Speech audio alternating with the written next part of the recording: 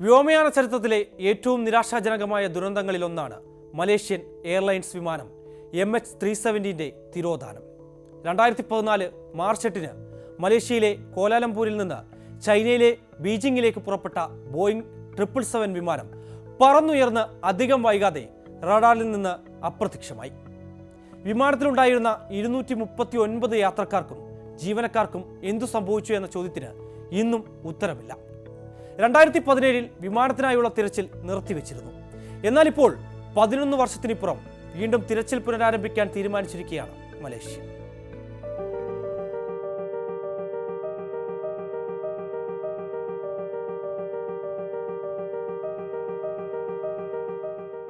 കോലാലംപൂരിൽ നിന്ന് ബീജിംഗിലേക്ക് പോയ വിമാനമാണ് 2014 കാണാതായത്. വിമാനാപകട ചരിത്രത്തിൽ തന്നെ ഏറ്റവും ദുരൂഹത നിറഞ്ഞ അപ്രത്യക്ഷമാവലായിരുന്നു MH370. ഇതിനുശേഷം വിമാനത്തിനായി നിരവധി തവണ തിരച്ചിൽ നടത്തിയെങ്കിലും ഒന്നും ഫലം കണ്ടില്ല. ഇത്തവണ ഓഷ്യൻ ഇൻഫിനിറ്റി എന്ന സ്ഥാപനമാണ് തെരച്ചിലിന് നേതൃത്വം നൽകുന്നത്. ഇന്ത്യൻ മഹാസമുദ്രത്തിന്റെ അടിത്തട്ടിൽ നടത്തുന്ന പരിശോധനയിൽ കാര്യമായ അവശിഷ്ടങ്ങൾ കണ്ടെത്തുകയാണെങ്കിൽ $70 മില്യൺ കമ്പനിക്ക് നൽകുക. 2014 മാർച്ച് 8 ടേക്ക് ഓഫിന് 8 മിനിറ്റുകൾക്ക് ശേഷം വിമാനവുമായുള്ള ആശയവിനിമയം ഇല്ലാതായത്. പിന്നീട് വിമാനം നിശ്ചിത പാതയിൽ നിന്ന് വ്യതിചലിച്ചതായി റഡാർ വിവരങ്ങളിൽ നിന്നും വ്യക്തവുമായി.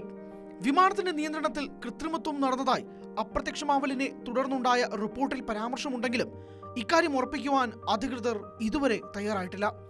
വിമാനത്തിന്റെ ചില ഭാഗങ്ങൾ reunion island, Tanzania, Mauritius, Madagascar, Mozambique, ദക്ഷിണാഫ്രിക്ക എന്നിവിടങ്ങളിലും ഇന്ത്യൻ മഹാസമുദ്ര തീരത്തും അടിഞ്ഞ നിലയിൽ കണ്ടെത്തിയിരുന്നുവെങ്കിലും ബ്ലാക്ക് ബോക്സ് അടക്കം നിർണായകമായ ഒരു ഭാഗവും ഇതുവരെ കണ്ടെത്തിയിട്ടില്ല.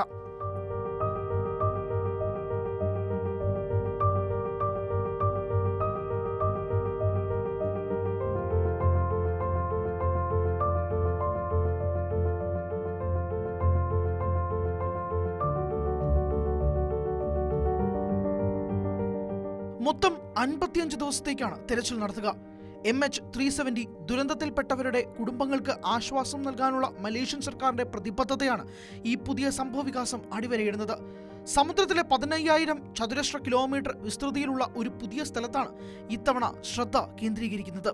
വിമാനം കണ്ടെത്താൻ ഏറ്റവും ഉയർന്ന സാധ്യതയുള്ള ലക്ഷ്യസ്ഥാനം ഇതെന്നാണ് വിദഗ്ധർ വിലയിരുത്തുന്നത്. വിമാനത്തിലുണ്ടായിരുന്ന 239 പേരുടെ കുടുംബങ്ങൾക്ക് നഷ്ടപരിഹാരം നൽകാനുള്ള സർക്കാരിന്റെ ആഗ്രഹമാണ് തെരച്ചിൽ പുനരാരംഭിക്കുന്നതിനുള്ള പ്രധാന കാരണം.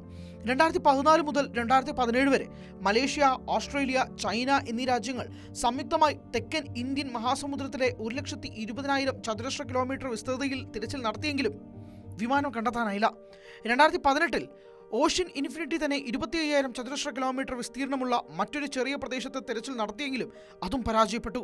എങ്കിലും കാണാതായവരുടെ കുടുംബങ്ങൾ തിരച്ചിൽ ഉപേക്ഷിക്കരുതെന്ന് ആവർത്തിച്ച് ആവശ്യപ്പെട്ടതിന്റെ ഫലമായാണ് സർക്കാർ ഇപ്പോൾ ഈ നിർണായക തീരുമാനത്തിലെത്തിയിരിക്കുന്നത്. ഇത്തവണ കൂടുതൽ ശ്രദ്ധ കേന്ദ്രീകരിച്ചായിരിക്കും തിരച്ചിൽ നടത്തുക. ഏതാണ്ട് 6,000 മീറ്ററിൽ കൂടുതൽ ആഴത്തിൽ പ്രവർത്തിക്കാനും വലിയ പ്രദേശങ്ങൾ വേഗത്തിൽ കൈകാര്യം ചെയ്യാനും കഴിവുള്ള ഓട്ടോണോമസ് അണ്ടർ വാട്ടർ വാഹനങ്ങളുടെ ഒരു കൂട്ടത്തെയാണ് ഓഷ്യൻ ഇൻഫിനിറ്റി ഈ ദൗത്യത്തിനായി വിന്യസിക്കുന്നത്.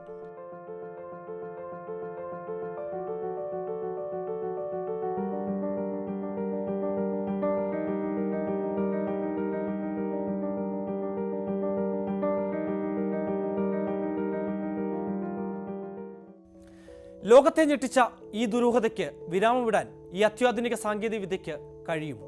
അതോ MH370 വിമാനത്തിന്റെ തിരോധാനം വ്യോമയാന ചരിത്രത്തിലെ ഏറ്റവും വലിയ ഉത്തരം കിട്ടാ ചോദ്യമായി തുടരുമോ?